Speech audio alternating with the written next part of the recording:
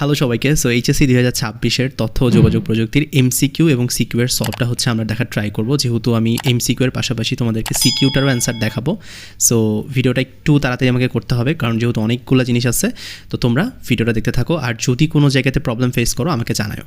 আচ্ছা, তো প্রথমেই আমি যদি আসি, আমার যেহেতু এটা সেট গ, তো তোমরা হচ্ছে অন্য সেট পেলেও কোনো সমস্যা নেই, তুমি হচ্ছে কোয়েশ্চেন মিলাইতে পারো অথবা স্ক্রিনশট নিতে পারো। তো আমাদের প্রথম যে প্রশ্নটা এখানে আছে সেটা হলো বাইনারি ডিজিটের কথা বলছিল, তো এটার কিন্তু অ্যান্সার হবে খ, অর্থাৎ 7। এরপরে আমাদের যে যোগফলটার কথা বলছে 2-এ, এটা হবে হচ্ছে ক নাম্বারটা। এরপর হইল 3 নাম্বার যেটা ছিল সরলীকৃত মান চাইছিল, এটা কিন্তু হবে হচ্ছে 0। ওকে, তো এরপরে হচ্ছে একটা চিত্র ছিল এবং তারপরে বলছে যে লজিক গেটটি আউটপুটে 1 পেতে হলে ইনপুট কত দিতে হবে। এটার অ্যান্সার হবে হচ্ছে ক, অর্থাৎ 1 ও 2। এরপরে হচ্ছে উপরের লজিক চিত্রটির সরলীকৃত মান কোনটা ছিল, এটার অ্যান্সার হবে হচ্ছে ক, অর্থাৎ a + b + c, এটা হচ্ছে অর গেট রূপে। ওকে, সো এরপর যদি আমি 6 নম্বরে আসি, 6 নম্বর হচ্ছে HTML ফাইল এডিট করার জন্য টেক্সট এডিটর কোনটি। এটা কিন্তু আসলে 3টাই হয়। ওকে, সো এটার অ্যান্সার হবে হচ্ছে ঘ নাম্বারটা।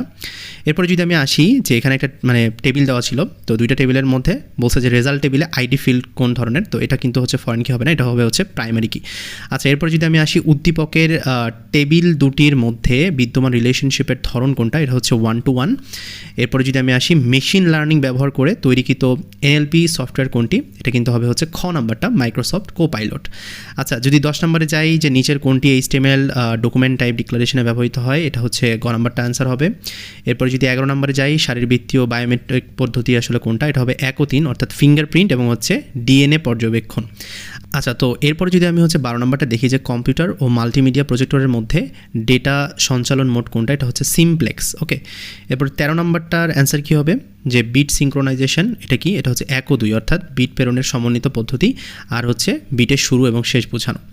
14 নম্বরের অ্যান্সার কী হবে, কোন কমান্ডটি টেবিল থেকে সব ডেটা নেওয়ার জন্য ব্যবহৃত হয়, এটা কিন্তু হবে হচ্ছে গ নাম্বারটা। আচ্ছা, তো 15 নম্বরটার অ্যান্সার কী হবে, 15 নম্বরে যে স্টুডেন্ট টেবিল থেকে ক্লাস 5 এবং মর্নিং সেকশনের শিক্ষার্থীদের তথ্যপার কোয়েরিকে আমরা কি বলতে পারি, এটার অ্যান্সার হবে হচ্ছে ঘ নাম্বারটা। সো তোমরা হচ্ছে চাইলে এটা স্ক্রিনশট নিতে পারো, যেহেতু এটার অ্যান্সারগুলো বললে সময় নষ্ট হবে, সো আমি হচ্ছে জাস্ট এখানে দিয়ে রাখছি। আচ্ছা, এরপর একটা চিত্র ছিল, তো এই ধরনের নেটওয়ার্কের মোট তার সংখ্যা কত হবে, এটার কিন্তু হচ্ছে সূত্রটা হচ্ছে খ নাম্বারটা। ওকে, আচ্ছা, এরপরে যদি 17 নম্বরে যাই উল্লেখিত টোপোলজির সুবিধাগুলো কী কী, এটা কিন্তু হচ্ছে 1 ও 3। ওকে, খ নাম্বার। আচ্ছা, ন্যানো টেকনোলজির কোন পদ্ধতিতে ক্ষুদ্র পরমাণু থেকে বড় কাঠামো তৈরি করা যায়, এটা হচ্ছে বটম আপ।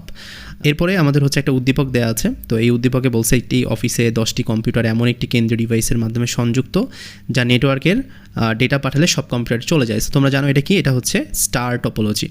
আচ্ছা, এরপর 20 নাম্বারটা বলছে ডিভাইস পরিবর্তনের ফলে নেটওয়ার্কটির কাঠামোতে কী প্রভাব পড়বে, এটা হচ্ছে 1 ও 3, লজিক্যাল টপোলজি, এটা হচ্ছে নেটওয়ার্ক পারফরমেন্স বৃদ্ধি পাবে।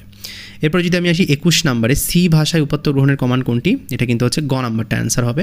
এরপরে তোমাদের হচ্ছে একটা উদ্দীপক দেওয়া ছিল, তো 22 এবং 23-এর অ্যান্সারটা এখানে দেখো, 22-এর অ্যান্সার হবে হচ্ছে 4 এবং 23, অর্থাৎ হচ্ছে ইফ শর্তটি বাদ দিলে অ্যাপেল লেখাটি কতবার প্রদর্শিত হবে, এটার অ্যান্সার হবে হচ্ছে 6। আচ্ছা, 24 নম্বরে যেটা ছিল, 24 নম্বরে অ্যান্সার হবে হচ্ছে 1 ও 2। আর 25 নম্বরে সি প্রোগ্রামের ক্ষেত্রে লজিক্যাল অপারেটর কোনটি, এটা কিন্তু হচ্ছে অ্যান্সার হবে ক নাম্বারটা। ঠিক আছে, তো আশা করতেছি যে তোমাদের যে এমসিকিউ এর যে সলভটা সেটা কিন্তু আমি দিয়ে দিলাম। এটা হচ্ছে নিয়মিত শিক্ষার্থীদের জন্য, তো যারা হচ্ছে অনিয়মিত, তো তাদের জন্য আমি একটা ডেডিকেটেডভাবে ভিডিও আলাদা করে বানিয়েছি, সো এটা তুমি আমাদের চ্যানেলে দেখতে পারবা। সো ওখানে কিন্তু তোমাদের এমসিকিউগুলো দেওয়া আছে। এরপরে যদি আমি সৃজনশীলের ক্ষেত্রে আসি, যে সৃজনশীলের তোমার হচ্ছে অ্যান্সারগুলো কী কী হবে, তো ফার্স্টেই হচ্ছে 1 নং প্রশ্নে আমাদের কিন্তু ছিল অগমেন্টেড রিয়েলিটি কী, মানে এআর নিয়ে প্রশ্ন আসছিল। তো আশা করি যে এখান থেকে তুমি অ্যান্সারটা মিলে নিতে পারবা। যদি একদম স্পেসিফিক এটাই লিখতে হবে এমন না, তুমি যদি এটা কিছু একটা লিখে আসো এটার সাথে সামঞ্জস্যপূর্ণ, তাহলেই কিন্তু তুমি এখানে হচ্ছে 1 নাম্বার পেয়ে যাবা। আচ্ছা, এরপর হচ্ছে ফিশিং লিঙ্ক নিয়ে একটা আসে, যে ফিশিং একটি নৈতিকতা বিরোধী কর্মকাণ্ড। সো এটা নিয়ে অনেকে বানায় টানায় লিখতে পারো, বাট ফিশিং লিঙ্ক যেহেতু তোমাদের আইডিয়া আছে, সো আমার মনে হয় যে এটা লিখতে খুব বেশি প্রবলেম হয় নাই তোমাদের।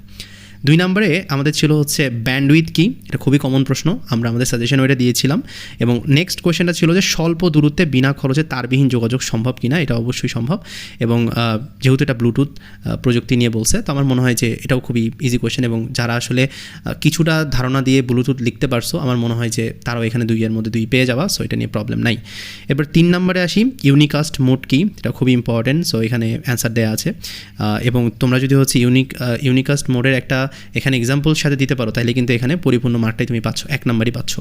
এরপর হচ্ছে প্রাপক হিসেবে মডেমের কাজ, মডেম খুব ইম্পর্টেন্ট ছিল, সো এটাও চলে আসছে। তো এখান থেকে অ্যান্সারটা দেখে নাও, এটা নমুনা অ্যান্সার, এরকমই লিখতে হবে, ব্যাপারটা এরকম না, বাট কাছাকাছি লিখলে হয়ে যাবে। 4 নম্বরে ছিল সংখ্যা পদ্ধতি কি, একদম জাতীয় কোশ্চেন, তো সেটাও চলে আসছে।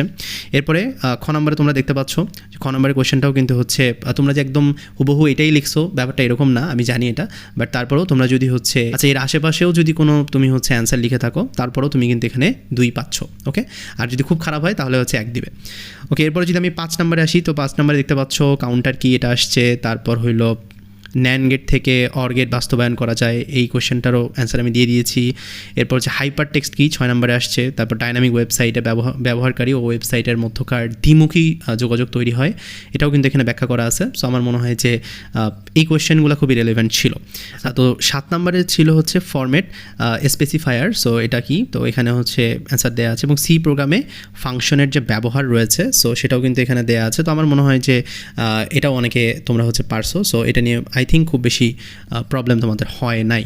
8 নম্বরে যদি আমি যাই, কম্পোজিট কি কাকে বলে, তারপর ডেটা নিরাপত্তায় পাবলিক কি এবং প্রাইভেট কি এর ব্যবহার সুবিধাজনক ব্যাখ্যা করো। সো এই কোয়েশ্চেনে যারা অ্যান্সার করছো তারাও আশা করছি যে এটা কমন পাইছো।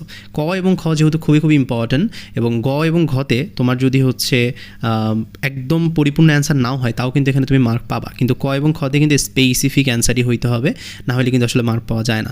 তো এই ছিল সলভ। তো এর পরের ভিডিওটাতে আমি বেসিক্যালি আরও বেশ কিছু সাজেশন, যেহেতু সামনে পরীক্ষা আছে তো সেগুলো নিয়ে কথাবার্তা বলবো, সাজেশন দিব। সো দেখা হচ্ছে নতুন ভিডিওতে, ধন্যবাদ সবাইকে।